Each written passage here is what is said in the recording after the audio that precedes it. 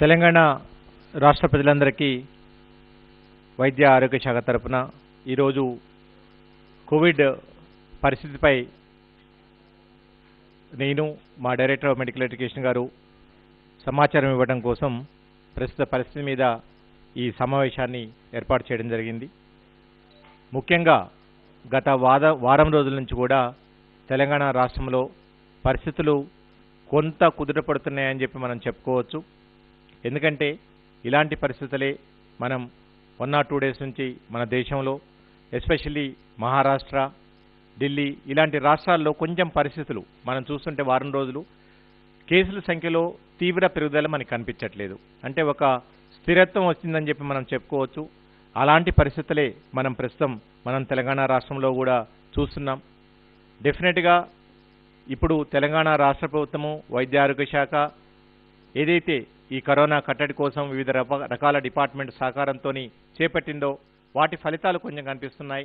అలాగనే ప్రజలు రిలీజియస్గా వైద్య ఆరోగ్య శాఖ ఎప్పటికప్పుడు ఇస్తున్న సలహాలు, సూచనలు ఇవన్నీ కూడా గ్రహించి వాళ్ళు నిజంగా ఆచరిస్తున్నారు.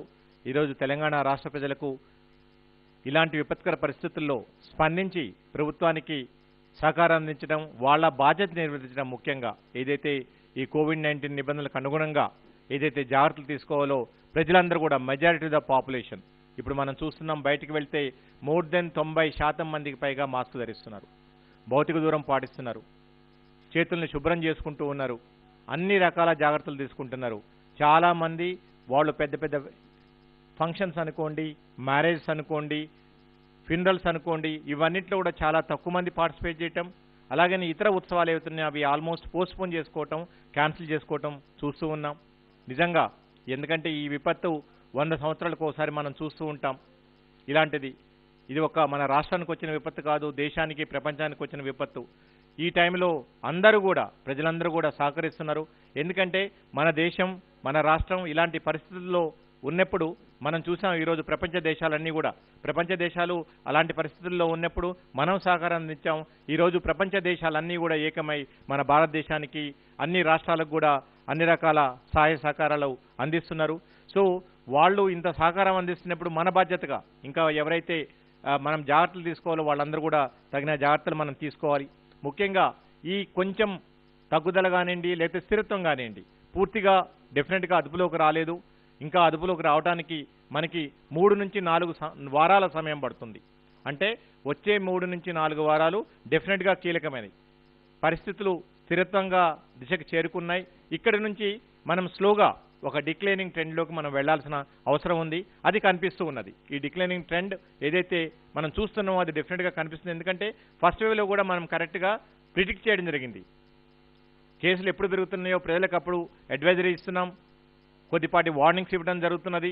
అలాగనే ఎప్పుడైతే తగ్గుతున్నదో, ఎప్పుడైతే జాగ్రత్తలు తీసుకోవాలో అవన్నీ కూడా ఎప్పటికప్పుడు కూడా తెలంగాణ వైద్య ఆరోగ్య శాఖ మనం ప్రజల్ని అలర్ట్ చేస్తూ ఉన్నది. సో దానిలో భాగంగా ఈరోజు ప్రజలకి ఈ విషయాన్ని తెలియజేయడానికి వచ్చాం. అలా అని చెప్పేసేసి మనం ఏదైతే జాగ్రత్తలు తీసుకుంటున్నామో ఆ జాగ్రత్తల్ని ఇంకా మరింత పకడ్బందీగా మనం తీసుకోవాలి. ఇప్పుడే మనం కంప్లీట్గా ఇంకొక దాంట్లో నుంచి బయటకు వచ్చేసినాం, ఇంకా మనం ఎలాంటి జాగ్రత్తలు తీసుకోవాల్సిన లేదు అనే అపోహల్లో నుంచి దయచేసి బయటికి రండి. మీరు ఇప్పుడు జాగ్రత్తలు తీసుకున్న వాటికంటే కూడా మరింత ఎక్కువగా జాగ్రత్తలు తీసుకోవాలి. ఎందుకంటే వచ్చేది పెళ్లిళ్ళ సీజన్ ఉన్నది, ఇతరత్ర పండగల సీజన్ ఉన్నది. ఈ టైంలో మనం కర్కశంగా ఈ వైరస్ని క్రష్ చేయాలి, అదుపు చేయాలంటే మనం ప్రజలు ఏదైతే జాగ్రత్తలు తీసుకోవాలో జాగ్రత్తలు ఇంకా ఎక్కువగా తీసుకుంటూ ప్రభుత్వం తీసుకున్న దానికి మీరు సహకరించడం వల్ల మనం డెఫినెట్గా ఈ సెకండ్ వేవ్లోంచి బయటపడటానికి చాలా అవకాశం ఉంటుంది. అట్లానే మన తెలంగాణ రాష్ట్రంలో 45 లక్షల మందికి పైగా వ్యాక్సినేషన్స్ ఇచ్చుకోవడం జరిగింది. ఈరోజు గత April 1 నుంచి 45 సంవత్సరాల పైబడిన వ్యక్తులకు స్టార్ట్ అయిందో దాంట్లో సుమారు అన్ని రకాలు health care workers, front line workers, తర్వాత మన 45 సంవత్సరాలు పైబడిన వాళ్ళు 45 లక్షల మందికి పైగా వ్యాక్సిన్ తీసుకున్నారు. మిగిలిన వాళ్ళకు కూడా రాబోయే రోజుల్లో విడుదల వారీగా వ్యాక్సిన్ లభ్యతను బట్టి ఎంత త్వరగా వీలైతే అంత త్వరగా మనం వ్యాక్సిన్ ఇచ్చడానికి ప్రయత్నం చేస్తున్నాం.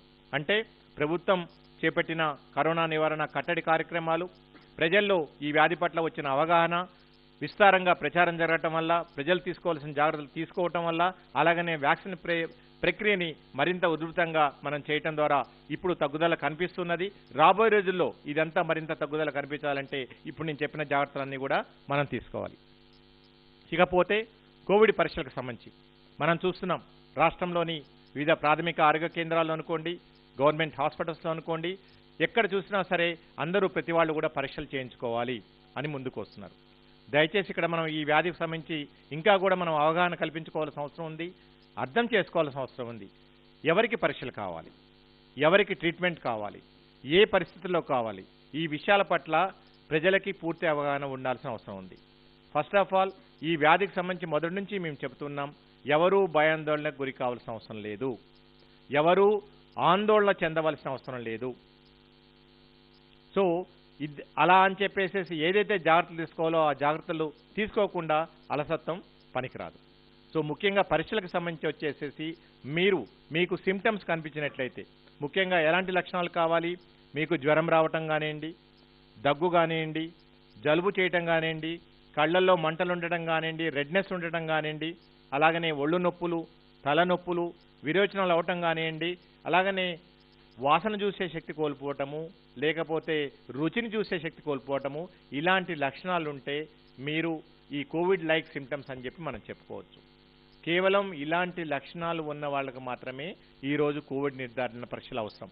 కానీ మనం ఏం చూస్తున్నాం, ప్రస్తుతం అందరూ కూడా ఒక పానిక్నెస్తోని అందరూ కూడా పరిగెత్తుకు వెళ్ళేసేసి పరీక్షా కేంద్రాల దగ్గర నిలబడటం, తోసుకోవటం, ఎలాంటి జాగ్రత్తలు తీసుకోకపోవటం, కోవిడ్-19 నిబంధనలు పాటించకపోవటం, దీనివల్ల మనకి ఎవరికైతే నిజంగా పరీక్షలు అవసరమో, ఎవరికైతే లక్షణాలు ఉన్నాయో వాళ్ళ వ్యక్తులు ఈ టెస్టులకి, ఈ పరీక్షలకి దూరమైపోతున్నారు.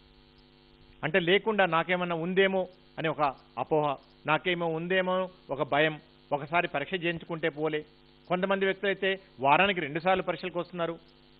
సో ఇది ఇలా చేసుకోవటం వల్ల మీరు వ్యాధి లేకపోయినా, ఎలాంటి లక్షణాలు లేకపోయినా మీరు అక్కడికి వెళ్ళి మీకు మీరే వ్యాధి కొని తెచ్చుకునే పరిస్థితులు ఈరోజు మనం చూస్తున్నాం. కొన్ని ప్రాథమిక ఆరోగ్య కేంద్రాల్లో, కొన్ని హాస్పిటల్స్లో అక్కడికి వచ్చిన తర్వాత కూడా కొంతమంది, ఎందుకంటే అక్కడికి వచ్చేదంతా కూడా లక్షణాలు ఉన్న వ్యక్తులు, ఆ లక్షణాలు ఉన్న వ్యక్తులతోని లక్షణాలు లేని వ్యక్తులు కూడా కలిసిపోయి ఉండటం ద్వారా మీరు అనవసరంగా వ్యాధికి, ఆ వైరస్కి మీరు గురవుతున్నారు. తద్వారా లేని వాళ్ళు కూడా ఈ వ్యాధి వల్ల పడుతున్నారు. అంటే ఈ ప్రాథమిక ఆరోగ్య కేంద్రాలు కానివ్వండి, అంటే మేము అన్ని రకాల జాగ్రత్తలు తీసుకుంటున్నాం, మా సిబ్బంది అంతా కూడా అందరినీ పద్ధతి ప్రకారం ఉంచడానికి ప్రయత్నం చేస్తున్నారు, పోలీస్ సపోర్ట్ కూడా తీసుకుంటున్నాం. సో ఇలాంటి పరిస్థితుల్లో వచ్చేసేసి మీరు అనవసరంగా లక్షణాలు లేకుండా, ఎలాంటి ఇబ్బందులు లేకుండా మీరు వెళ్ళటం ద్వారా మీరు అనవసరంగా వ్యాధి బారిన పడుతున్నారు. ఇది చాలా బాధాకరమైన విషయం. కాబట్టి ఇంతకుముందు నేను ఏదైతే లక్షణాలు చెప్పినామో ఆ లక్షణాలు అవి కూడా నార్మల్గా 2-3 డేస్ ఉంటాయి.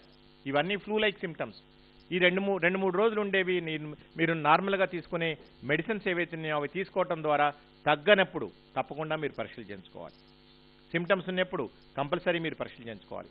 కాబట్టి ప్రజలకు చెప్పేది ఏంటంటే, మీకు లక్షణాలు కనిపించినప్పుడు, ఏదైతే మీ పైన చెప్పిన లక్షణాలు ఏవైతే ఉన్నాయో అవి కనిపించినప్పుడు మాత్రమే మీరు దగ్గరలో ఉన్న ప్రాథమిక ఆరోగ్య కేంద్రానికి వెళ్ళండి, అయితే ప్రభుత్వ హాస్పిటల్కి వెళ్ళండి, పరీక్షలు చేయించుకోండి.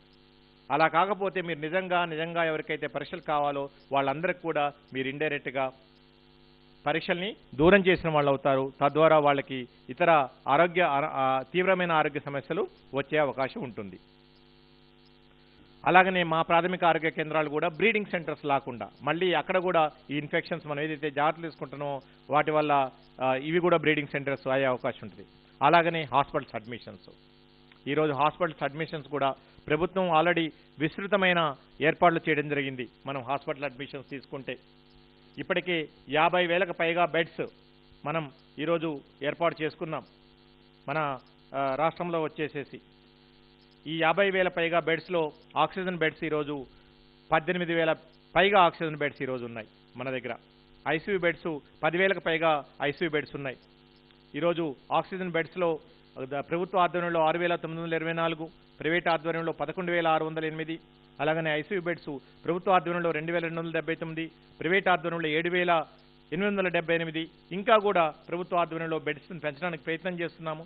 కానీ ఇక్కడ ఏదైతే ఇప్పటికి కూడా మనం చూసుకుంటే ఒక 50-60% మాత్రమే ఆక్సిజన్ అండ్ ఐసీయూ బెడ్స్ నిండుకుంటూ ఉన్నాయి. ఇంకా బెడ్స్ అందుబాటులో ఉన్నాయి. ఇంకా వీటి సంఖ్యని పెంచడానికి ప్రయత్నం చేస్తున్నాం. వివిధ ప్రైవేట్ హాస్పిటల్స్తో మేము నిరంతరం సంప్రదింపులు జరుపుతున్నాం. అలాగనే ప్రైవేట్ మెడికల్ కాలేజ్తో సంప్రదింపులు జరుపుతున్నాం. అలాగనే మా డిఎంఈ గారు వారి పరిధిలో ఉన్న జిల్లా హాస్పిటల్స్, తర్వాత టీచింగ్ హాస్పిటల్స్లో ఇంకా కూడా ఉన్న వాటికంటే కూడా బెడ్ సంఖ్య పెంచడానికి ప్రయత్నం చేస్తున్నారు. దానికి సంబంధించిన డీటెయిల్స్ అన్నీ కూడా మీకు ఇస్తారు. కానీ బెడ్స్ ఎప్పుడు అడ్మిషన్ అవుతుంది, ఎప్పుడు నిజంగా పేషెంట్కి అడ్మిషన్ అవసరం? ఓకే, మనకి తెలిసిన విషయమే, దీంట్లో 85% వరకు కూడా ఎవరికి హాస్పిటల్ అడ్మిషన్ అవసరం లేదు. మీరు ఇంట్లో ఉండటం ద్వారా కానివ్వండి, కోవిడ్ కేర్ సెంటర్స్ ఉండటం ద్వారా కానివ్వండి, డాక్టర్లు ఇచ్చే సలహాలు సూచనలు తీసుకోవడం ద్వారా కానివ్వండి, మేము మా హాస్పిటల్స్లో పాజిటివ్ వచ్చిన తర్వాత ఇచ్చే హోమ్ ఐసోలేషన్ కిట్లో ఉన్న మందులు వాడటం ద్వారా కానివ్వండి, మీరు ఇంటి దగ్గరే క్యూర్ అవడానికి అవకాశం ఉంటుంది. కాబట్టి మళ్ళీ అగైన్ టెస్టులకు ఎలా అయితే పరిగెడుతున్నారో ఈ హాస్పిటల్ బెడ్స్ కూడా అలాగనే భయంతో అనుకోండి. సహజం, వైరస్ వచ్చినప్పుడు నాకేది అవుతుంది, ఈరోజు బాగానే ఉన్నాను, రేపు అవుతుంది, వారం రోజుల తర్వాత అవుతుంది అనే ఒక భయంతో ప్రజలందరూ కూడా ఆదుర్దాతోని హాస్పిటల్స్ వైపు పరిగెడుతున్నారు, బెడ్స్ కోసం తిరుగుతున్నారు. దయచేసి అలాంటివి చేయకండి. మీరు నేను చెప్పినట్లు 85% నుంచి 90% వరకు కూడా హాస్పిటల్స్ అడ్మిషన్స్ అవసరం లేదు. మీరు ఇంట్లో ఉండి ట్రీట్మెంట్ తీసుకోవడం ద్వారా, మీ డాక్టర్ సలహా తీసుకోవడం ద్వారా మీరు కంప్లీట్గా క్యూర్ అవడానికి అవకాశం ఉంటుంది. ఎందుకంటే మనం రికవరీ రేట్ చూస్తూ ఉన్నాం. లాస్ట్ టైం మన రికవరీ రేట్ 99.5%. దేశంలోనే అత్యధిక రికవరీ రేట్ ఉన్న రాష్ట్రం తెలంగాణ రాష్ట్రం. ఇప్పటికి కూడా మన రికవరీ రేట్ వచ్చేసేసి ఆల్మోస్ట్ 95% వరకు కూడా రికవరీ రేట్ ఉంది. సో కాబట్టి ఈ వ్యాధి బారిన పడ్డ వాళ్ళు 99% పైగా కూడా రికవర్ అవుతున్నారు. ఈ విషయాన్ని మనం అందరం అర్థం చేసుకోవాలి. మెయిన్ ఈ వ్యాధికి భయం లేకుండా ఉంటే సరిపోతుంది.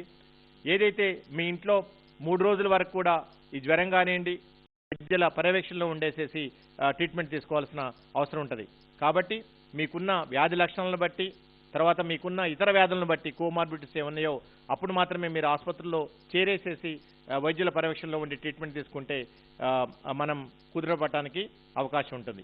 సో దీనివల్ల మీరు ఇలా టెస్టులకు వెళ్ళటం వల్ల టెస్ట్ కిట్స్ లేకపోవటం, లేకపోతే హాస్పిటల్స్ అవసరం లేకపోయినా కానీ హాస్పిటల్స్కి వెళ్ళటం ద్వారా హాస్పిటల్ బెడ్స్ లేవని చెప్పేసి ఒక కృత్రిమ కొరత మనకి మనం సృష్టించుకోవటం, అలాగనే ఆక్సిజన్ అనుకోండి, రెమ్డెసివిర్ అనుకోండి, ఆల్రెడీ నిన్న మా హానరబుల్ హెల్త్ మినిస్టర్ గారు కూడా క్లియర్గా అన్ని డీటెయిల్స్ ఇవ్వడం జరిగింది. సో వీటన్నిటికి సంబంధించి కూడా మనమందరం మనకి మనమే కృత్రిమ కొరత ఒకటి సృష్టించుకుంటున్నాం. అలాంటి పరిస్థితులు తెచ్చుకోవద్దు. ఎందుకంటే వేరే రాష్ట్రాలతో పోలిస్తే డెఫినెట్గా తెలంగాణ రాష్ట్రం చాలా మెరుగైన పరిస్థితుల్లో ఉన్నది. ఈరోజు బెడ్స్ పరంగా అనుకోండి, టెస్టుల పరంగా అనుకోండి, ఆక్సిజన్ పరంగా అనుకోండి, ఇతరత్ర ప్రాణాధార మందులు ఏవైతున్నాయో వీటన్నిటి పరంగా కూడా తెలంగాణ రాష్ట్ర ప్రభుత్వం ముందు నుంచి కూడా అన్ని రకాల జాగ్రత్తలు తీసుకున్నది. ఇప్పుడు కూడా ఈ జాగ్రత్తల్ని కంటిన్యూ చేస్తున్నది. ఈరోజు హానరబుల్ చీఫ్ మినిస్టర్ గారు పాజిటివ్ అయ్యింది కూడా ప్రతి గంటకు ఒకసారి మా చీఫ్ సెక్రటరీ గారితోని మాతోని నిరంతరం సంప్రదింపులు జరుపుతున్నారు. వారు అమూల్యమైన సలహాలు సూచనలు ఇస్తున్నారు. మా హెల్త్ మినిస్టర్ గారు కూడా ఇది 24/7 దీనికి సంబంధించిన అన్ని కూడా పర్యవేక్షిస్తున్నారు. చీఫ్ సెక్రటరీ గారు హై లెవెల్లో అన్ని ఈ వివిధ రకాల డిపార్ట్మెంట్స్ అన్నిటికీ కూడా ఆక్సిజన్ అనుకోండి, ఇంజెక్షన్స్ అనుకోండి, హాస్పిటల్ బెడ్స్ అనుకోండి, ఈ అన్ని రకాలకు సంబంధించి సీనియర్ ఐఏఎస్ ఆఫీసర్స్ అందరినీ కూడా కమిటీస్ రూపంలో వేసేసి వాళ్ళందరూ కూడా నిరంతరం పర్యవేక్షిస్తున్నారు. అంటే ఈరోజు మన డిపార్ట్మెంట్లో మా సిబ్బంది ఎవరైతే ఉన్నారో ఈరోజు కూడా వందలాది మంది మా సిబ్బంది ఈరోజు కోవిడ్ బారిన పడ్డారు. అయినా సరే అందరూ వచ్చి ఈరోజు పనిచేస్తూ ఉన్నారు. ఒకళ్ళిద్దరు మరణించడం కూడా జరిగింది ఇప్పుడు.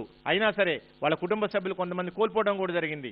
ఇలాంటి పరిస్థితుల్లో కూడా ప్రజల ఆరోగ్యాన్ని దృష్టిలో పెట్టుకొని ప్రజలకి ఈ మహమ్మారి నుంచి బయటపడాలనే దృష్టితోని మా ప్రజారోగ్య సిబ్బంది, తర్వాత మా హాస్పిటల్స్లో పనిచేస్తున్న డాక్టర్లు, నర్సులు ఇప్పటికీ 1.5 years నుంచి నిరంతరం పనిచేస్తుండి వాళ్ళల్లో ఒక నీరసం వచ్చినా సరే ఎంత త్వరగా వెళ్ళి అంత త్వరగా ప్రజలందరినీ కూడా ఈ మహమ్మారి నుంచి బయటపడాలని చెప్పేసి అలు పెరగక కుటుంబ సభ్యుల దూరంగా ఉంటూ వాళ్ళ పర్సనల్ లైఫ్ ఏదైతుందో అది కూడా త్యాగం చేస్తూ ఈరోజు వాళ్ళందరూ కూడా మీకు సేవలు చేస్తున్నారు.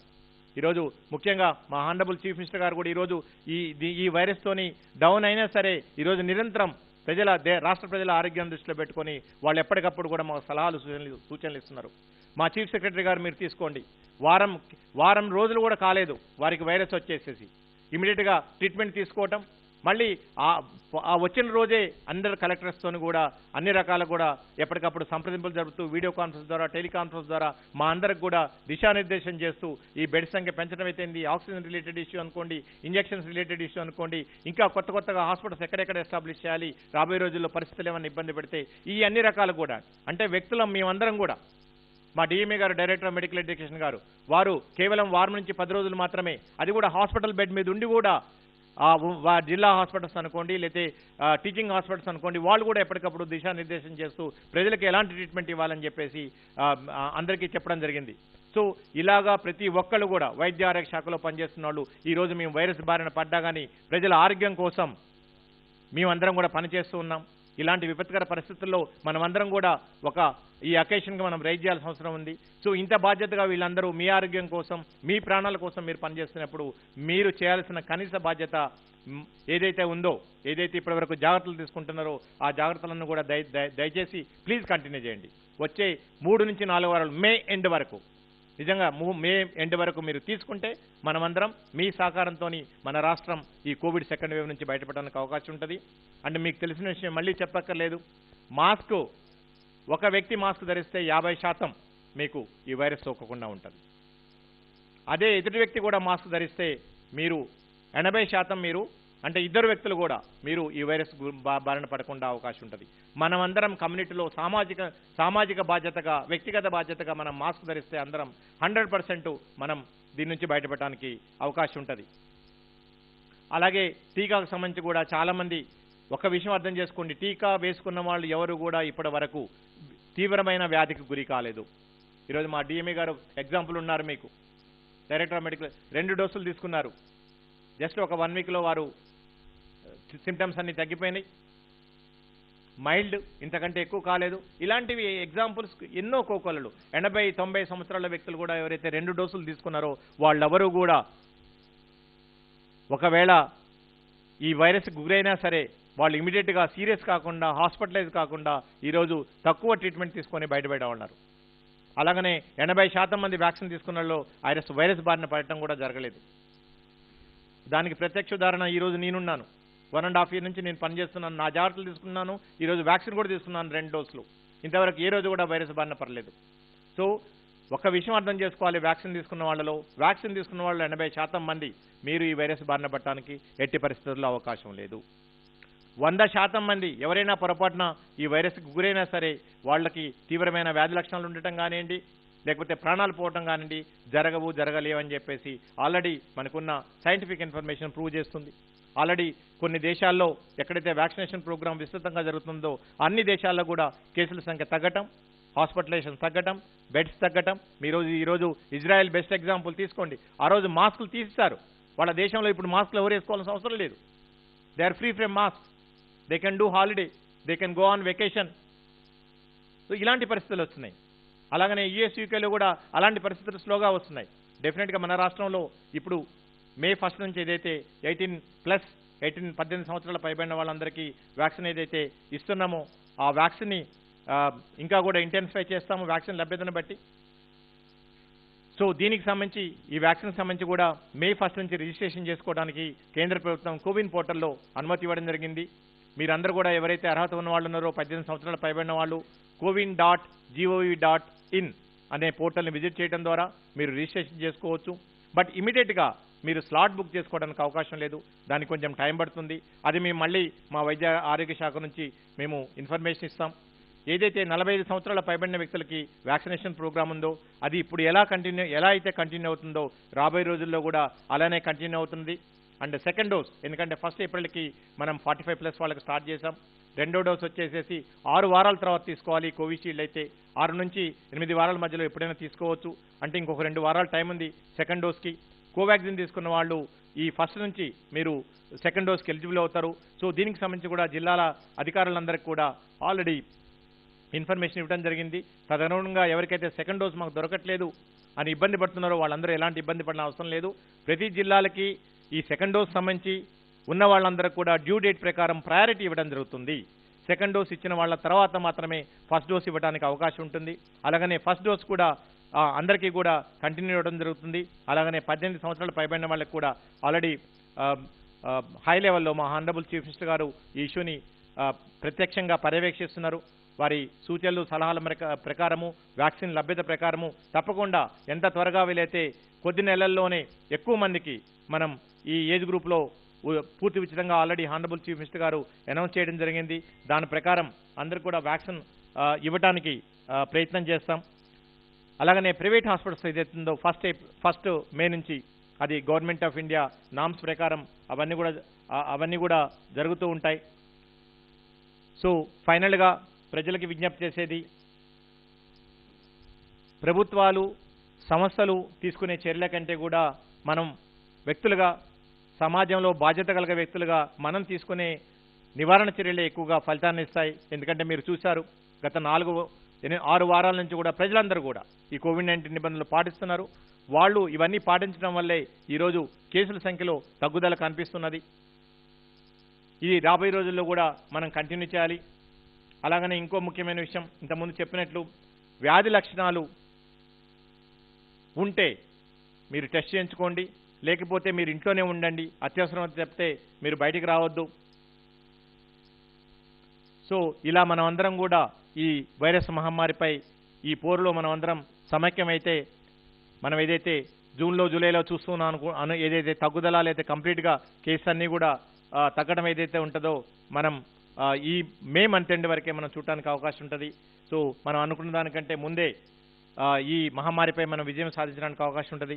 అలాగనే ప్రజలకి ఏమైనా హెల్ప్ లైన్ మీకు సంబంధించి ఏమైనా ఇబ్బందులు ఉన్నా కానీ ఈ కోవిడ్కి సంబంధించి మీరు 24/7 104 నెంబర్కి కాల్ చేయడం ద్వారా మీ గ్రీవియన్సెస్ కానివ్వండి, మీకున్న బాధలు కానీ రిజిస్ట్రేషన్ చేసుకోవచ్చు. మేము కొద్ది గంటల్లోనే దాన్ని అడ్రస్ చేయడానికి ప్రయత్నం చేస్తాం. అలాగనే ఎమర్జెన్సీ ట్రాన్స్పోర్టేషన్ కోసం 108 సర్వీస్ ఉన్నాయి. 450 పైగా అంబులెన్స్లు పనిచేస్తూ ఉన్నాయి. దీంట్లో ఒక 150 వరకు కూడా కోవిడ్ సర్వీస్ కోసం డెడికేటెడ్గా ఈరోజు పనిచేస్తూ ఉన్నాయి. దానికి సంబంధించి కూడా ప్రజలు వాళ్ళకు కూడా తెలుసు ఎక్కడ బెడ్స్ అవైలబిలిటీ ఉంది ఏంటనేది. వాళ్ళు ఎక్కడైతే మీకు బెడ్ అవైలబిలిటీ ఉందో పేషెంట్స్ని అక్కడ తీసుకొని పోయి జాయిన్ చేయడానికి అవకాశం ఉంటుంది. అలాగనే కొన్ని ప్రైవేట్ హాస్పిటల్స్ మీద కంప్లైంట్స్ రావడం జరుగుతుంది. అవి ఛార్జెస్ విషయంలో కానివ్వండి, ట్రీట్మెంట్ కేర్ విషయంలో కానివ్వండి, వాళ్ళందరికీ కూడా ఇంతకుముందు ఏదైతే గత ఫస్ట్ వేవ్లో ఒక వాట్సాప్ నెంబర్ ఇవ్వడం జరిగింది. దానికి మీరు కంప్లైంట్ పంపించడం ద్వారా, మీ దగ్గర ఉన్న డాక్యుమెంట్స్ని పంపించడం ద్వారా మీరు కంప్లైంట్ని లాడ్జ్ చేసుకుంటే తప్పకుండా మా టీం ఏదైతే ఉందో ఈ గ్రీవియన్స్ సెల్ వాళ్ళు ఎంక్వైరీ చేసేసి వాళ్ళ మీద యాక్షన్ తీసుకొని మీకు సాయం చేయడానికి అవకాశం ఉంటుంది. ఈ వాట్సాప్ నెంబర్ వచ్చేసేసి 9541700960. మళ్ళీ మరొకసారి ఈ WhatsApp complaint number, especially private hospitals, private diagnose centres వాళ్ళు చేసే ఛార్జెస్ సంబంధించి కానివ్వండి, లేకపోతే ఇతరత్ర వాళ్ళు ఇచ్చే సర్వీసెస్లో ఏదైనా లోపం ఉన్నట్లయితే మీరు ఈ నెంబర్కి వాట్సాప్ చేయడం ద్వారా అది 9154170960 దీనికి మీరు చేయటం ద్వారా మీకున్న గ్రీవియన్స్ని రిజిస్టర్ చేయించుకోవడం ద్వారా మీకు హెల్ప్ చేయడానికి అవకాశం ఉంటుంది. ఇకపోతే హాస్పిటల్ ప్రిపేర్నెస్ సంబంధించి అండ్ రాబోయే రోజుల్లో ప్రజలు తీసుకోవాల్సిన జాగ్రత్తల గురించి మా డైరెక్టర్ ఆఫ్ మెడికల్ ఎడ్యుకేషన్ గారు మీకు అడ్రస్ చేస్తారు. నమస్కారం అండి. ఇప్పుడు మన డైరెక్టర్ పబ్లిక్ హెల్త్ గారు చెప్పినట్లు ఏవైతే ముఖ్యంగా వ్యాక్సినేషను, ఈ టెస్టింగ్ గురించి అయితే చెప్పారో వీటిని తూచా తప్పకుండా మనం పాటించవలసిన అవసరం ఉంది. ఇప్పుడు లాస్ట్ 1 ఇయర్ ఎప్పుడైతే లాస్ట్ ఇయర్ మనకి ఫస్ట్ వేవ్ వచ్చిందో ఆ టైంలో మనము ఇన్ఫ్రాస్ట్రక్చర్ ఏదైతే డెవలప్ చేసుకున్నామో, ముఖ్యంగా హాస్పిటల్ పడకలలో ఆక్సిజన్ బెడ్స్, ఆనాడు మొత్తము మన అన్ని government hospitals including TME side hospitals కానివ్వండి, మన వైద్య విధాన పరిషత్ సైడ్ హాస్పిటల్స్ అన్నిట్లో కలుపుకుంటే ఒక 1000 పడకలు కూడా ఆక్సిజన్ లైన్స్ లేకుండే.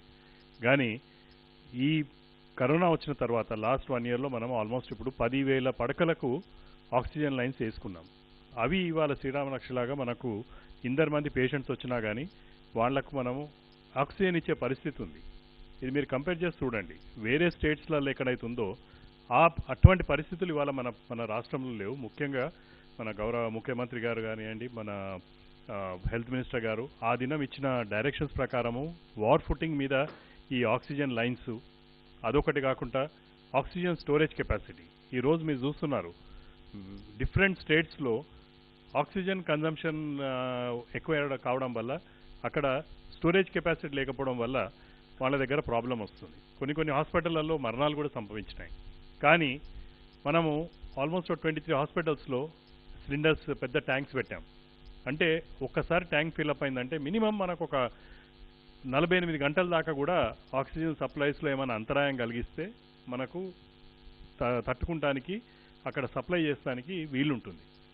ఇదే కాకుండా ఆక్సిజన్ సిలిండర్స్ కూడా మనం పొందుపరిచాం. డి టైప్ సిలిండర్స్ అంటారు, అంటే ఇవి మ్యానిఫోల్డ్స్ పెట్టి సప్లై చేస్తారు. ఇంతకుముందు ఈ పెద్ద ట్యాంక్స్ లేనప్పుడు ప్రతి హాస్పిటల్లో మనం ఆక్సిజన్ అంతా సిలిండర్స్తోనే సప్లై చేసేవాళ్ళం. లాస్ట్ ఇయరే ఒక 2000 సిలిండర్స్ని మనము సమకూర్చుకొని అన్ని హాస్పిటల్స్లో including up to community health centres ద్వారా కూడా మనం సప్లై చేశాం. ఈ సెకండ్ వేవ్ స్టార్ట్ అయినప్పటి నుంచి ముఖ్యంగా ఈ ఆక్సిజన్ దాని మీద గవర్నమెంట్ కూడా ఒక ఉన్నత అధికారులతో ఒక కమిటీ పెట్టింది. తర్వాత కొందరు నోడల్ ఆఫీసర్స్ ఉన్నారు.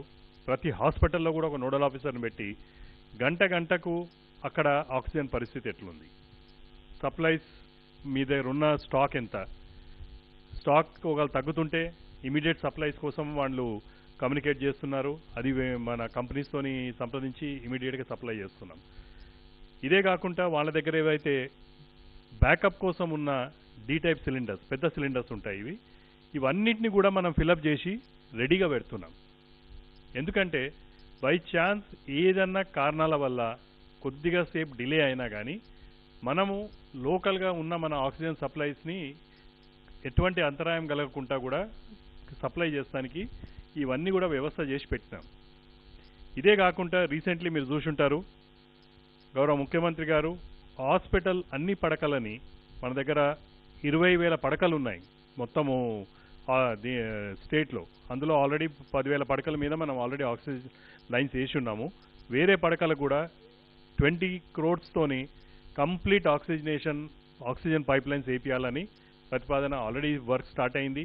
ఇది వార్ ఫుటింగ్ మీద ఇంకా కొన్ని రోజులలో అన్ని హాస్పిటల్స్లో కూడా మనకు including up to CSC level వరకు కూడా, అంటే ఈ టీచింగ్ సైడ్ 22 హాస్పిటళ్లలో, టీవీపీ హాస్పిటల్ 96 హాస్పిటల్లో, తర్వాత కొన్ని community health centres director public health side కూడా ఉన్నాయి 52. ఇవన్నీ హాస్పిటల్స్లో కూడా మనము ఆక్సిజన్ లైన్స్ వేసుకుంటాం. ఇది ఒక్కసారి ఇది అయిపోయిందంటే రేపటి దినం ఎటువంటి విపత్తు వచ్చినా కానీ మనకు ఈ ఆక్సిజన్తోని వచ్చే ప్రాబ్లమ్స్ అంటూ ఏవి కూడా ఉండవు. ఈరోజు ఆల్రెడీ మన డైరెక్టర్ గారు చెప్పినట్లు మీకు ఆక్సిజన్ బెడ్ల సంఖ్య ఎందరు మంది పేషెంట్స్ ఉన్నారన్నది కూడా క్లియర్ చెప్పారు. ఎవరు కూడా పేషెంట్స్ భయభ్రాంతులై మీరు ఆక్సిజన్ దొరకటం లేదు అని ఇటువంటి దాంతోని హైబదపడవలసిన అవసరం లేదు.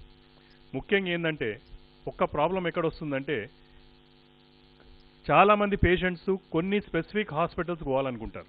గవర్నమెంట్ హాస్పిటల్స్ ఒక రెక్క అయితే ప్రైవేట్ హాస్పిటల్ సెక్టర్లో కూడా కొన్ని హాస్పిటల్సే వాళ్ళకి ఆలోచనకు వస్తాయి, సడన్గా నాకు ఏదో ప్రాబ్లం వచ్చింది ఒక హాస్పిటల్కి పోవాలంటే. అయితే మేము 108 అంబులెన్స్ వాళ్ళకి కూడా మన పోర్టల్ ఏదైతే ఉంటుందో బెడ్స్ అప్డేట్ చేస్తుంటాం. కంటిన్యూస్ డైనమిక్ ప్రొసీజర్ అది. ఒక హాస్పిటల్ వాళ్ళు ఈ టైంలో ఎన్ని ఐసీయూ బెడ్స్ ఉన్నాయి, ఎన్ని వెంటిలేటరీ బెడ్స్ ఉన్నాయి, ఇవన్నీ కూడా అందులో అప్డేట్ అవుతుంటాయి. అటువంటి దాన్ని కూడా యాక్సెస్ ఇచ్చాం. వాళ్ళ డ్రైవర్స్కి వాళ్ళకి యాక్సెస్ ఉంది అక్కడ ఉండే పైలట్కి.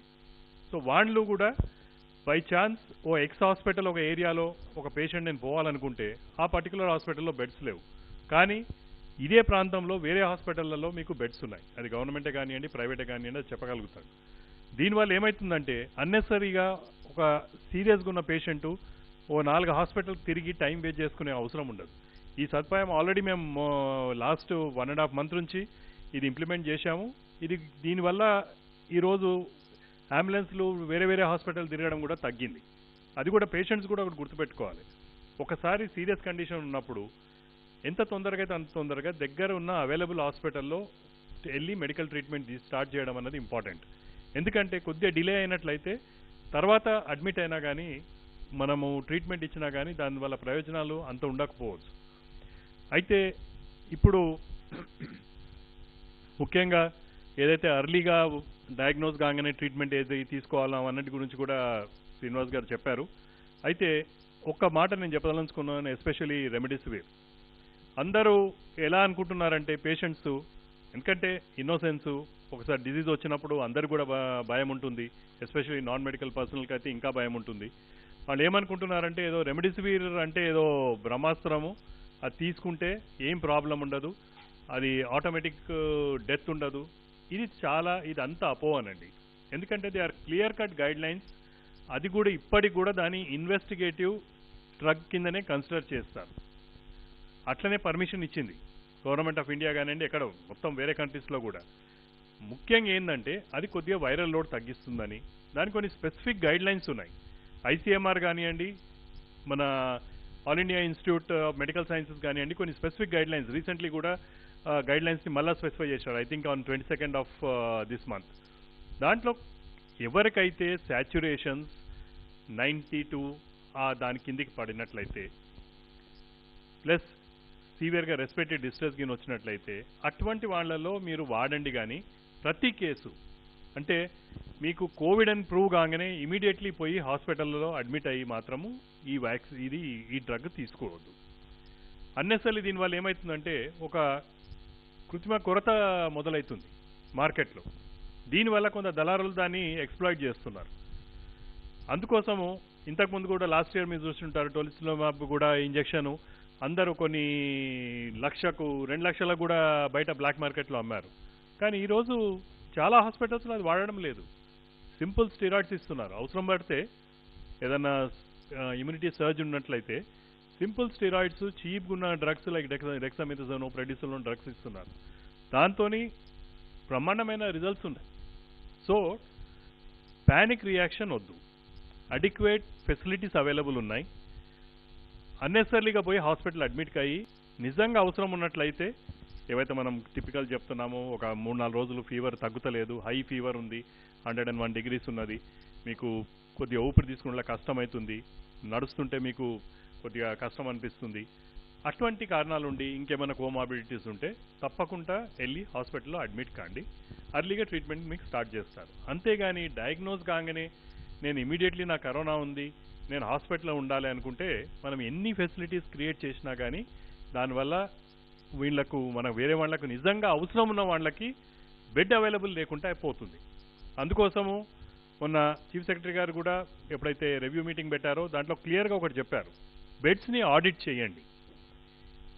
ఆడిట్ అంటే ఒక పేషెంట్ ఒక బెడ్ మీద ఉన్నట్లయితే నిజంగా అతనికి అది అవసరం ఉన్నదా, అతనికి ఆక్సిజన్ ఇచ్చే అవసరం ఉందా, ఆక్సిజన్ ఇచ్చే అవసరం లేకపోతే ఒక ఆర్డినరీ పేషెంట్ ఒక ఆక్సిజన్ బెడ్ మీద పెట్టి నిజంగా ఒక పేషెంట్ ఆక్సిజన్ అవసరం ఉన్నట్లే హాస్పిటల్కి వస్తే వాళ్ళకి అది ప్రొవైడ్ చేయలేకపోతే ఇట్స్ ఏ క్రిమినల్ వేస్ట్. అది మనం ఇంత ఫెసిలిటీస్ క్రియేట్ చేసి అది గవర్నమెంట్లే కానివ్వండి, ప్రైవేట్లే కానివ్వండి, ఇటువంటి ఈ మనం షార్టేజ్ ఉండడం వల్లనే ప్రాబ్లమ్స్ వస్తున్నాయి. సో మై రిక్వెస్ట్ అందరికి కూడా ఏవైతే స్టాండర్డ్గా మనము మీడియా పరంగా మనం ఏవైతే చెప్తున్నామో, సోషల్ మీడియాలో కూడా ఎంతో మంది డాక్టర్లు ఈ డిజీజ్ గురించి అవగాహన కల్పిస్తున్నారో, సింపుల్ డిజీజ్కి మీరు హాస్పిటల్కి వచ్చే అవసరం లేదు. ఏదైతే మేము ఇంతకుముందు చెప్పినట్లు అటువంటి సిమ్టమ్స్ ఉండి మీకు ఊపిరి తీసుకునే కష్టం అయితే ఇమ్మీడియట్లీ, అది కూడా ఊపిరి తీసుకుంటే కష్టం ఉంటే మీరు రోజు 2 రోజులు 3 రోజులు ఇంట్లో ఉండొద్దు. ఎందుకంటే దానివల్ల తర్వాత మీకు ట్రీట్మెంట్ ఇచ్చినా కానీ రిట్రైవ్ చేయడం చాలా కష్టమవుతుంది. అర్లీగా వెళ్ళిపోండి. కొద్దిగా కూడా మీకు రెస్పిరేషన్ ప్రాబ్లం అనిపిస్తే అర్లీ సైన్ అది, please go to the hospital. అటువంటి వాళ్లకు కరెక్ట్ టైంలో ట్రీట్మెంట్ స్టార్ట్ చేసినట్లయితే ఎటువంటి ప్రాబ్లం ఉండదు. సో ఈ ముఖ్యంగా drugs, as far as the drugs are concern, మనం గవర్నమెంట్ హాస్పిటల్ అన్నిటికీ అవసరం ఉన్నన్ని డ్రగ్స్ని మేము మా ఏదైతే కమిటీ ఉందో వాళ్ళని అసెస్ చేసి అడిక్వేట్ స్టాక్స్ అయితే మేము పెట్టాము. ఎక్కడ కూడా ఎటువంటి కొరత లేదు. అయితే కొన్ని హాస్పిటళ్లలో మనం మీడియా పరంగా మీరు చూస్తున్నారు, కొన్ని డెత్స్ చూస్తున్నారు. ఇటువంటి పాండమిక్లో డెత్స్ కావడం అన్నది దాన్ని ఎవరు ఆపలేరు. ఎందుకంటే కొందరు అర్లీగా హాస్పిటల్కి వచ్చినట్లయితే ప్రాబ్లం లేదు, వాళ్ళు క్యూర్ అయిపోతున్నారు. కానీ చాలా మటుకు మా గవర్నమెంట్ హాస్పిటల్లో, ఎస్పెషలీ గాంధీయే కానివ్వండి, టిమ్సే కానివ్వండి, ఎంజిఎం హాస్పిటల్, ఇవి మేజర్ హాస్పిటల్స్ ఆ ఏరియాస్లలో, అక్కడికి ఏమవుతున్నాయి, కేసెస్ లాస్ట్ మూమెంట్లో తీసుకొస్తున్నారు. ఇందులో కొన్ని కోవిడ్ ఉన్నాయి, కొన్ని నాన్ కోవిడ్ ఉన్నాయి. కొన్ని కేసెస్ ఎందుకంటే మనము ఈసారి ఈవెన్ కోవిడ్ హాస్పిటల్ అని కన్వర్ట్ చేసిన గాంధీలో కూడా ఏదన్నా పేషెంటు క్రిటికల్గా ఉండి దమ్ముండి అటువంటి ఏదైనా ప్రాబ్లమ్స్ ఉండి సారీ కేసులు ఉండొచ్చు, వాళ్ళని అడ్మిట్ చేసుకుంటున్నాం. ఎందుకంటే there are court directions, you cannot deny any case. So we are admitting those cases. అటువంటి వాళ్ళ దానిలో చాలామంది మరణాలు అవుతాయి. ఈ రొటీన్గా కూడా మనకు ఈ హాస్పిటళ్లలో ఇటువంటి క్రిటికల్ కేసెస్ వచ్చినప్పుడు వాళ్ళ మరణాలు ఉంటాయి. అయితే ముఖ్యంగా ఏంటంటే ఈ అన్ని కేసులు కూడా మేము అనలైజ్ చేశాం. చాలా మటుకు కేసెస్ విత్-ఇన్ 24 hours, అందులో కూడా ఫ్యూ అవర్స్లో డెత్స్ అవుతున్నాయి. కొన్ని అయితే బ్రాడ్ డెడ్ కేసెస్. అంటే హాస్పిటల్కి షిఫ్ట్ అయ్యి మా దగ్గరికి వచ్చే వారికే చనిపోయి ఉంటున్నారు. సో ఇవన్నీ కూడా ఏంటంటే ఒక గవర్నమెంట్ సెక్టర్ హాస్పిటల్స్ కనుక మేము వాళ్ళకి ఎంతవరకు అయితే మన చేతన ఏదైతే హెల్ప్ చేయగలుగుతామో అది కంపల్సరీ చేస్తారు ఏ హాస్పిటల్ అయినా. ఇది నేను ఎందుకు క్లియర్గా చెప్తున్నానంటే ఆ హాస్పిటల్ తప్పిదం వల్ల కాదు, ఆ హాస్పిటల్లో ట్రీట్మెంట్ కొరత వల్ల కాదు, డిజీజ్ ప్రోగ్రెషన్ వల్ల ప్లస్ వేరే డిజీజెస్ ఏవైతే ఉన్నాయో సారీ కేసులే కానివ్వండి, వేరే క్రిటికల్ కేసెస్ ఏవైతే ఉంటాయో మెడికల్ ప్రాబ్లమ్స్ ఉంటాయో అటువంటి కేసులు కూడా మరణాలు అటువంటి దాంట్లో సంభవిస్తాయి. కానీ ఈ టైంలో మేము ఏం చేస్తున్నామంటే అన్ని కేసులను కూడా స్టెరాయిల్గా వాళ్లకు సోడియం హైపోక్లోరైడ్తో క్లీన్ చేసి వాళ్ళని బాడీ బ్యాగ్స్లో పెట్టే మేము ఇస్తున్నాం.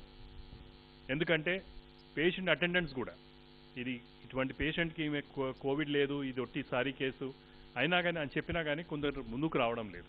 ఎందుకంటే అందరూ దాన్ని చాలా భయం ఉంటుంది దాన్ని కోవిడ్ అన్నాను. ఇది కోవిడ్ కాదు, ఇది ఆర్డినరీ కేస్ ఆఫ్ సారీ అని చెప్పినా ముందుకు రావడం లేదు. అందుకోసము అన్ని కేసులకు మేము ఇటువంటి జాగ్రత్తలు తీసుకొనే బాడీ బ్యాగ్స్లో పెట్టే మేము వాళ్ళకి ఇస్తున్నాం. So our final what I want to say is ఎవరికైతే మినిమం సిమ్టమ్స్ ఉన్నాయో, మైల్డ్ సిమ్టమ్స్ ఉన్నాయో మీరు హాస్పిటల్లోకి రావద్దు.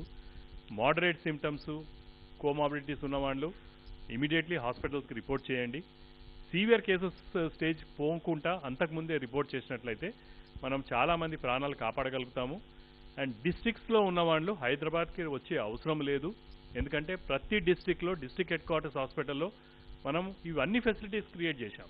అంటే ఇప్పుడు గాంధీలో ఏవైతే ఫెసిలిటీస్ ఉన్నాయో అవి మినియేచర్ సైజ్లో అక్కడ హాస్పిటల్ సరిపోతట్లు అక్కడ క్రియేట్ చేశాం మేము. సో ఎవరు కూడా డిస్ట్రిక్ట్స్కి హైదరాబాద్ దాకా రావద్దు. మీరు దగ్గరున్న హాస్పిటల్స్కి వెళ్ళండి. ఫర్ ఎగ్జాంపుల్ కరీంనగర్లో కరీంనగర్ హాస్పిటల్కి వెళ్ళండి. మీరు ఖమ్మంలో ఉన్నారా, ఖమ్మం డిస్ట్రిక్ట్ హెడ్ క్వార్టర్స్ హాస్పిటల్కి వెళ్ళండి. అక్కడ ఏదైతే ట్రీట్మెంట్ మనకు గాంధీలో ఇస్తున్నారో ఆ ట్రీట్మెంట్ మీకు అక్కడ అవైలబుల్ ఉంది. ముఖ్యంగా ఏంటంటే ఈ మేజర్ హాస్పిటల్స్ని ఓవర్ క్రౌడింగ్ అయితే నిజంగా క్రిటికల్ కేసెస్కి మనము ట్రీట్మెంట్ ఇవ్వడానికి ప్రెషర్ ఎక్కువవుతుంది. అందుకోసము ఈక్వల్ డిస్ట్రిబ్యూషన్ ఆఫ్ కేసెస్ ప్రతి డిస్ట్రిక్ట్లో ఎక్కడెక్కడ అవసరం ఉందో అక్కడ డిస్ట్రిబ్యూట్ అయినట్లయితే మనము మంచి ట్రీట్మెంట్ ఇవ్వగలుగుతాము. చాలామంది ప్రాణాలను కూడా మనం కాపాడగలుగుతామండి. Thank you.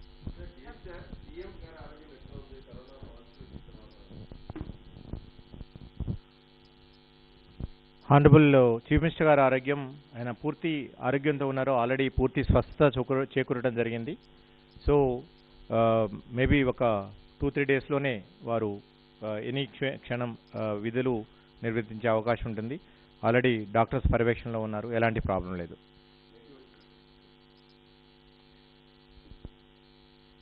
సో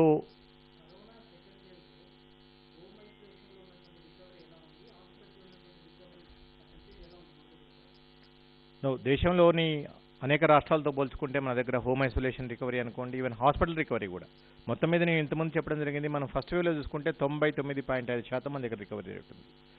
ఇప్పటికి కూడా ఈ రోజుకి మన తెలంగాణ రాష్ట్రంలో రికవరీ రేట్ వచ్చేసి మనం చూసుకుంటే 82% ఇప్పుడు ఉంది. అంటే ఎప్పుడైనా సరే ఇది ఆ రోజుకున్న కేసుల సంఖ్య బట్టి, యాక్టివ్ కేసుల సంఖ్య బట్టి మనం చూసుకోవాల్సి ఉంటుంది. ఓవరాల్గా మన దగ్గర 99% ఈరోజు సెకండ్ వేవ్లో కూడా మనకి రికవరీ రేటు వచ్చే అవకాశం ఉంటుంది తప్పకుండా. సో ఎస్పెషల్లీ హోమ్ సంబంధించి ఏదైతే జాగ్రత్తలు, సలహాలు, సూచనలు ఉన్నాయో అవి పాటించడం ద్వారా మెజారిటీ ఆఫ్ పీపుల్ హాస్పిటల్కి కూడా వెళ్లాల్సిన అవసరం లేదు. చిన్న చిన్న జాగ్రత్తలు తీసుకోవటం, ఈ సిమ్టమాటిక్ ట్రీట్మెంట్ తీసుకోవడం ద్వారా వాళ్ళందరూ కూడా దీనిలోంచి మనకి బయటపడడానికి అవకాశం ఉంటుంది. దేనికి జనరల్ పాపులేషన్లో అంటారా? జనరల్ పాపులేషన్లో మీరు చూస్తే ఇప్పటి వరకు మనకి ఫస్ట్ వేవ్, సెకండ్ వేవ్ చూసుకుంటే టోటల్ కేసులు 4,19,966 ఈ రోజు వరకు. మనం ఇక్కడ అర్థం చేసుకోవాల్సింది ఏంటంటే ఈ వైరస్తోని, ఈ వ్యాధితో ప్రాబ్లం ఇదే. ఒకటి, 80% పైగా ఎలాంటి లక్షణాలు లేని వ్యక్తులు ఉన్నారు. ఓకే, సో దీనివల్ల ఇది ఎందుకు ఇంత ఫాస్ట్గా స్ప్రెడ్ అవుతుందంటే మెయిన్ రీజన్ అదే, ఎలాంటి లక్షణాలు లేకుండా. ఎందుకంటే మీకు నేను ఉన్నాను, ఇప్పుడు నార్మల్గా ఉన్నాం, మనకి ఎలాంటి లక్షణాలు లేవు. స్టిల్ మనం వైరస్కి ఎక్స్పోజ్ అయ్యి ఇన్ఫెక్ట్ అయ్యి ఉంటే తప్పకుండా మన ద్వారా ఎంతో కొంతమందికి మనం ఇన్ఫెక్ట్ చేసే అవకాశం ఉంటుంది. ఈరోజు government of India NITI Aayog member VK Paul ఎవరైతే ఉన్నారో వారు కూడా ఆల్రెడీ చెప్పడం జరిగింది, ఇంట్లో ఉన్న వాళ్ళు కూడా ప్రతి ఒక్కళ్ళు మాస్క్ ధరించండి అని చెప్పేసి నిన్న స్టేట్మెంట్ ఇవ్వడం జరిగింది. ఎంతో కొంత గాలి ద్వారా వస్తుందని చెప్పేసి ఆల్రెడీ ప్రూవ్ అవడం జరిగింది మనకి. సో మేము ఈ సెకండ్ వేవ్లో మీరు ఒక విషయం అర్థం చేసుకోండి, గవర్నమెంట్ ఆఫ్ ఇండియా ఏదైతే సలహాలు సూచనలు ఇస్తుందో మనం అంతకంటే ఒక వారం 10 రోజుల ముందే మన రాష్ట్ర ప్రజలకు మనం అదే సలహాలు సూచనలు ఇస్తున్నాం. ఈ విషయాన్ని గుర్తుపెట్టుకోవాలి. మనం ఫస్ట్ వేవ్ నుంచి ఏదైతే పాఠాలు నేర్చుకున్నామో ఆ పాఠాలకు అనుగుణంగా ప్రజల ఆరోగ్యానికి, ప్రజల ప్రాణాలు పోవద్దనే ఉద్దేశంతో మనము కేంద్ర ప్రభుత్వం కంటే ముందే మన ప్రజల్ని హెచ్చరిస్తున్నాం, అలర్ట్స్ ఇస్తూ ఉన్నాం. సో ఈ విషయాన్ని మనం అర్థం చేసుకోవాలి.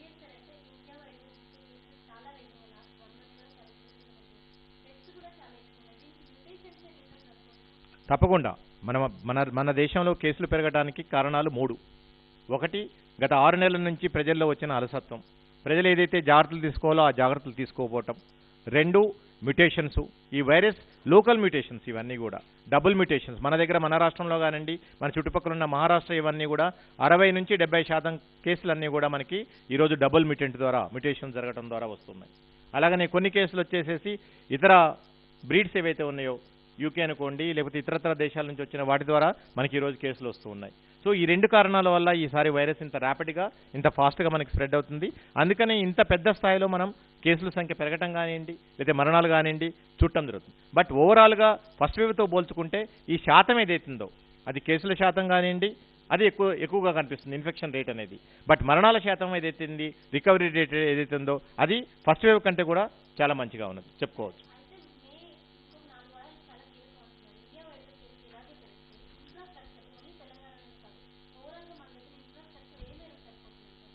మన మొదటి నుంచి ప్రజలకు కానీ లేకపోతే ప్రభుత్వాలకు కానీ అర్థమైంది ఏంటంటే, మనలాంటి దేశంలో ఎక్కడైతే కొంచెం ఇన్ఫ్రాస్ట్రక్చర్ లోపాలు ఉన్నాయో, లేకపోతే హ్యూమన్ రిసోర్సెస్, డాక్టర్స్ దగ్గర నుంచి, నర్సుల దగ్గర నుంచి, ఇతర పారామెడికల్ సిబ్బంది దగ్గర నుంచి మనం చూసుకుంటే వేరే డెవలపింగ్ కంట్రీస్తో పోల్చుకుంటే మనకి కొంచెం తక్కువగా ఉన్నాయి.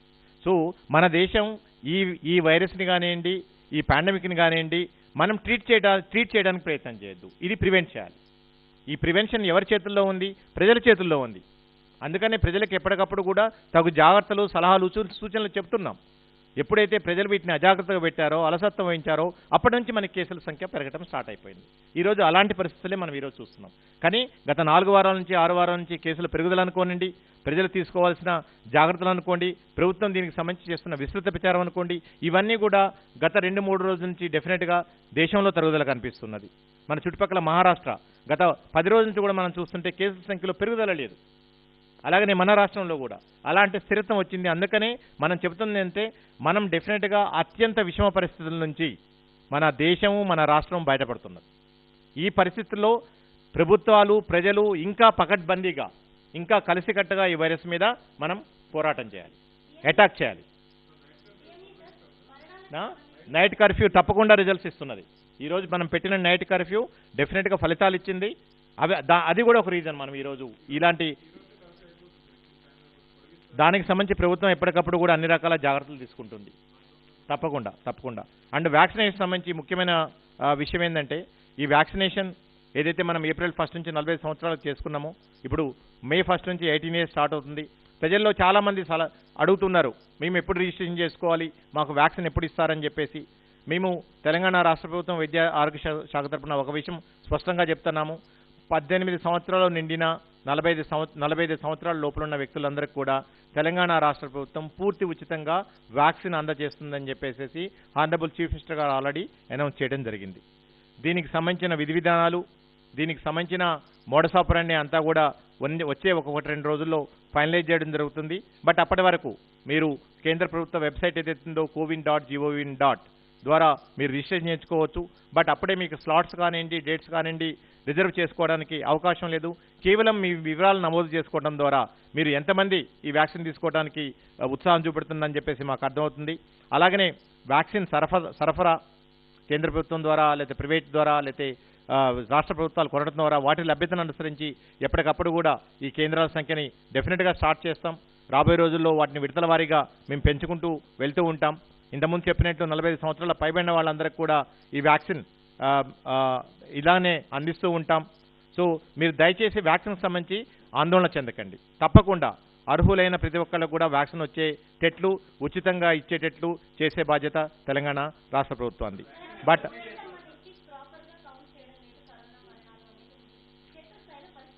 సో ఈ వ్యాక్సిన్కి సంబంధించి ముఖ్యంగా ఈ వ్యాక్సిన్ కేంద్రాల్లో కూడా మనం చూస్తున్నాం. ఇక్కడ ఏదైతే టెస్టుల కోసం ఎలా అయితే గుమికొడుతున్నారో వ్యాక్సిన్ కూడా అలానే గుమికొడుతున్నారు. ప్రజలందరికీ చెప్తున్నాం, మీరు మీ వ్యాక్సిన్ స్లాట్స్ బుక్ చేసుకోండి, టైమ్స్ బుక్ చేసుకోండి. మీకు ఎక్కడ వ్యాక్సిన్ కేంద్రాలు కావాలో వాళ్ళు అవన్నీ బుక్ చేసుకోవడం ద్వారా వ్యాక్సిన్ తీసుకోవచ్చు. ఇది ముఖ్యంగా 45 సంవత్సరాల పైబడిన వ్యక్తులు. ఇక్కడ కూడా వితౌట్ ఎనీ ప్రొసీజర్ ఫాలో కాకుండా డైరెక్ట్గా వందలాది మంది ప్రతిరోజు వ్యాక్సిన్ కేంద్రాలకు వస్తున్నారు. దయచేసి అర్థం చేసుకోండి. వ్యాక్సిన్ ఉన్న లభ్యత అనుకోండి, లేకపోతే అక్కడ ఉన్న స్పేస్ని బట్టి కానండి. అవి కూడా మళ్ళీ ఎవరో ఒకళ్ళు ఎసిమ్టమాటిక్ వాళ్ళు, ఈ పాజిటివ్ ఉన్న వ్యక్తులు ఉంటారు, వాళ్ళు మీకు స్ప్రెడ్ చేసే అవకాశం ఉంటుంది. దయచేసి దీన్ని కూడా, ఈ క్రౌడింగ్ని కూడా మనం అవాయిడ్ చేయాల్సిన అవసరం ఉంది. వ్యాక్సిన్స్ మనకి ఇప్పటివరకు కూడా కేంద్ర ప్రభుత్వం 46.5 లక్షల వ్యాక్సిన్ డోస్ ఈరోజు అందించడం జరిగింది. ఇదంతా కూడా 45 సంవత్సరాల పైబడిన వ్యక్తులకి, హెల్త్ కేర్ వర్కర్లకి, ఫ్రంట్ లైన్ వర్కర్లకి. ఈ నిన్నటికి నిన్న రాత్రి 1 లక్షన్నర రావడం జరిగింది. ఈరోజు మాత్రమే మనకి వ్యాక్సిన్ అందుబాటులో ఉంది. ఎందుకంటే మనం ప్రతిరోజు 2 లక్షలకు పైగా, గత 10 రోజుల నుంచి కూడా ప్రతిరోజు 2 లక్షల మందికి పైగా మనం వ్యాక్సిన్ అందించుకుంటున్నాం. నిజంగా కూడా ప్రజలందరూ కూడా స్వచ్ఛందంగా ముందుకు వస్తున్నారు. రాబోయే రోజుల్లో కూడా ఇలాంటి ట్రెండే కంటిన్యూ చేస్తే మనం వచ్చే 2-3 నెలల్లో మన టార్గెటెడ్ పాపులేషన్ ఏదైతుందో సుమారు 3 కోట్ల మందికి పైగా మనం వ్యాక్సిన్ అందించుకోవాలి. అంటే 3 కోట్ల మందికి అందించుకోవాలంటే ఈ 18 సంవత్సరాల పైబడిన వ్యక్తులకి మనకి 6 కోట్ల డోసులు కావాల్సి ఉంటుంది. ఆల్రెడీ ఆనరబుల్ చీఫ్ మినిస్టర్ గారి ఆదేశాల ప్రకారం చీఫ్ సెక్రటరీ గారు వివిధ కంపెనీలతో సంప్రదింపులు జరుగుతున్నారు. వాటికి సంబంధించిన డీటెయిల్స్ అన్నీ కూడా వచ్చే 1 or 2 డేస్లోనే మీకు దీనికి సంబంధించినవన్నీ కూడా పూర్తిగా తెలుస్తాయి. ఫైనల్గా ప్రజలకు విజ్ఞప్తి చేసేది ఏంటంటే, మనం కేసుల గురించి ఎన్ని వస్తున్నాయి, లేకపోతే మరణాలు ఎన్ని అవుతున్నాయి, ఈ విషయాలన్నీ పక్కన పెడదాం. ప్రతి ప్రాణం కూడా విలువైంది. అది ఎవరింట్లో జరిగినా సరే మన ఇంట్లో జరిగినట్టు మనం ఫీల్ కావాలి, మన బాధ్యతగా మనం ఫీల్ కావాలి. దానికి సంబంధించి అన్ని జాగ్రత్తలు తీసుకోవాలి. ఎక్కడో కొంచెం కేసు తక్కువగా కనిపిస్తుంది, ఇక మనం మన ఇష్టారాజ్యంగా వ్యవహరిద్దామంటే మళ్ళీ మిమ్మల్ని కరోనా బలి తీసుకునే అవకాశం ఉంటుంది. ఈ విషయాన్ని గుర్తుపెట్టుకోండి. ఫైనల్గా, ఎందుకంటే ఈ బాధలోంచి వచ్చిన ఈ చిన్న విషయాన్ని మీతో షేర్ చేసుకుంటున్నాం. తెలంగాణ రాష్ట్ర ప్రజలందరికీ కూడా ఇంట్లో ఉంటే భద్రం, బయటకు అడుగేస్తే కరోనాతో బతుకు ఛిద్రం. ఏది అవసరమో నిర్ణయించుకో నేస్తం, అన్నీ ప్రభుత్వమే చేయాలనుకోవటం అవివేకం. సో ఈ విషయాన్ని మనం అందరం అర్థం చేసుకోవాలి. మన బాధ్యత కూడా మనం గుర్తెరగాలి ఎప్పటికి కూడా. ఎందుకంటే ఇది మన బాధ్యత. మన ప్రాణాలను రక్షించుకోవటమే కాదు, మన కుటుంబ ప్రాణాలను రక్షించుకోవాలి, మన స్నేహితుల ప్రాణాలను రక్షించాలి, మన సమాజంలో ఉన్న మిగిలిన పౌరుల ప్రాణాలను కూడా రక్షించుకోవాలి. అలాగనే పరీక్షలకు సంబంధించి కూడా ఎవరైతే పరుగులు పెడుతున్నారో, కరోనా పరీక్షలకై వలదు ఆరాటం, నీకు వ్యాధి లక్షణాలు ఉంటేనే అది ముఖ్యం. అనవసరంగా బయటికి వస్తే ప్రాణాలు చెలగాటం.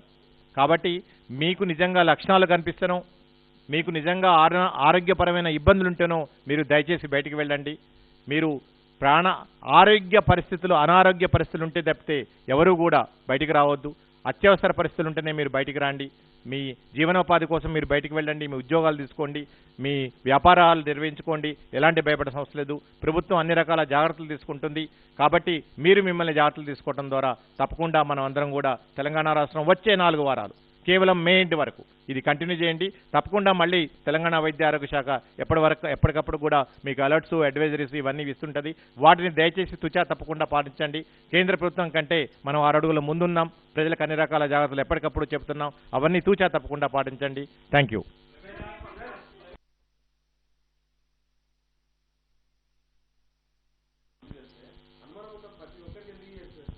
అదే ఇక్కడ అర్థం చేసుకోవాల్సింది దానికి సంబంధించి ఆల్రెడీ మా హెల్త్ డిపార్ట్మెంట్లో మెడికల్ స్టాఫ్కి, మెడికల్ ఆఫీసర్స్కి ఇన్స్ట్రక్షన్స్ ఇవ్వడం జరిగింది. ఫస్ట్ మీరు ఇప్పటి నుంచి పరీక్షకు వెళ్ళిన తర్వాత మెడికల్ ఆఫీసర్ వచ్చేసేసి మొత్తం అసెస్ చేస్తారు, స్క్రీన్ చేస్తారు. చేసిన తర్వాత అవసరమైన వాళ్ళందరికీ కూడా తప్పకుండా పరీక్షలు నిర్వహించడం జరుగుతుంది.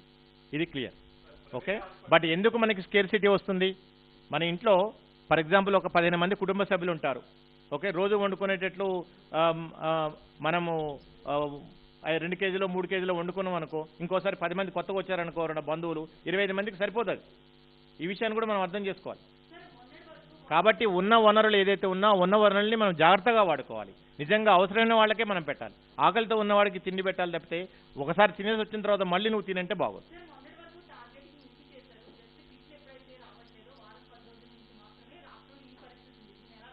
అమ్మా, ఇది ఒక రాష్ట్రానికి సంబంధించి కాదు, దేశంలో ఉన్న అన్ని రాష్ట్రాలకు సంబంధించి. ఒక విషయం అర్థం చేసుకోవాలి. చుట్టుపక్కల రాష్ట్రాలు ఎన్ని పరీక్షలు ఈరోజు నిర్వహిస్తున్నాయి? మన ఆంధ్రప్రదేశ్ ప్రతిరోజు ఒకప్పుడు 1,00,000 పైగా పరీక్షలు చేస్తున్నది. ఈ సెకండ్ వేవ్లో 45,000 కంటే 30,000 కంటే ఎప్పుడైనా పరీక్షలు ఎక్కువ నిర్వహించిందా? ఈరోజు ఢిల్లీ సెకండ్ వేవ్తోని కుమిలిపోతున్నది. ఈరోజు ఢిల్లీ రాష్ట్రం 35-40 వేల కంటే పరీక్షలు ఎక్కువ చేస్తుందా? మన తెలంగాణ రాష్ట్రం ఇప్పటికి కూడా గత 20 రోజుల నుంచి 1,00,000కు తగ్గకుండా పరీక్షలు నిర్వహిస్తున్నది.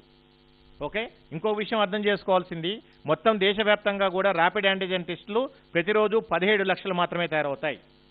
తెలంగాణ రాష్ట్రమే 1,00,000 చేసుకుంటే దేశంలో ఉన్న మిగిలిన రాష్ట్రాల పరిస్థితి ఏంది, దేశంలో ఉన్న మిగిలిన ప్రజల పరిస్థితి ఏంది, వాళ్ళు కూడా మనం అర్థం చేసుకోవాలి. ఇక్కడ ఏమైపోయిందంటే ఒక పానిక్నెస్, నాకు ఉందేమో లేదో ఒకసారి నేను పోయి పరీక్ష చేయించుకుంటా. ఈ వైరస్కి మనం అర్థం చేసుకోవాల్సింది ఏంటంటే, ఈరోజు పరీక్ష చేయించుకొని నెగిటివ్ వచ్చినంత మాత్రాన నువ్వు భద్రం కాదు, నీకు వైరస్ లేనట్టు కాదు. ఓకే, అలా అని చెప్పేసి రోజు బై రోజు పరీక్ష చేయించుకుంటే తప్పకుండా ఏదో రోజు వైరస్ వస్తుంది. ఈ విషయాన్ని మనం అందరూ, అందుకనే నేను చెప్తున్నా, అవసరమైతే తప్పితే మీరు బయటికి రావద్దు. ఎవరైతే ఉద్యోగ రీత్యా, ఎంప్లాయ్మెంట్ రీత్యా, బతుకు తెరువు రీత్యా బయటికి పోతున్నారో పోండి, మీ పనులు చేసుకోండి, అన్ని జాగ్రత్తలు తీసుకోండి. చెప్పండి.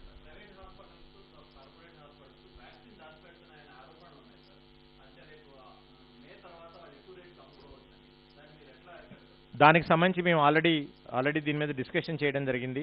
మే 1 నుంచి ప్రైవేట్ హాస్పిటల్స్ వాళ్ళ వ్యాక్సిన్ని వాళ్ళే కొనుక్కోవాలి. ఒకటి. రెండోది, ఇప్పటి నుంచి కేంద్ర ప్రభుత్వం ఇచ్చిన ఆదేశాల ప్రకారం ప్రైవేట్ హాస్పిటల్స్కి ప్రభుత్వం నుంచి వ్యాక్సిన్ వెళ్ళదు. ఓకే, ఇప్పటి వరకు ఉన్న వ్యాక్సిన్ నిల్వలన్నీ కూడా మేము ఆడిట్ చేస్తాము. వాళ్ళు ఎంతమందికి ఇచ్చారు, ఇంకా ఎంతమందికి ఇవ్వాలి, ఇవన్నీ కూడా అన్ని రకాల జాగ్రత్తలు తీసుకుంటాం. ఎక్కడ కూడా మిస్యూజ్ లేకుండా ప్రైవేట్ హాస్పిటల్స్ ఇలాంటి మార్గాలు అనుసరించకుండా అన్ని రకాల జాగ్రత్తలు తీసుకుంటాం. ఎవరైనా నిబంధనలు పాటించకపోతే వాళ్ళ మీద తీవ్రమైన చర్యలు తీసుకునే అవకాశం ఉంటుంది.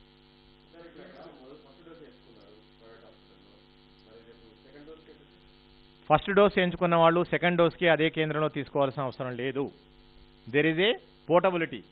ఎక్కడికైనా పోయేసి వాళ్ళ ఆధార్ నెంబర్ ఏదైతే ఇచ్చారో దాని ద్వారా కానివ్వండి, వాళ్ళ మొబైల్ ద్వారా కానివ్వండి, ఏ ప్రభుత్వ వ్యాక్సినేషన్ సెంటర్లో అయినా సరే తీసుకోవచ్చు. ఒకవేళ ఈ రాష్ట్రం వాళ్ళు వేరే రాష్ట్రంలోకి పోయినా సరే అక్కడ కూడా తీసుకోవడానికి అవకాశం ఉంటుంది. నేషనల్ లెవెల్లో there is a portability as far as vaccine is concern. Second dose ఎక్కడైనా తీసుకోవచ్చు, ఎలాంటి ప్రాబ్లం లేదు.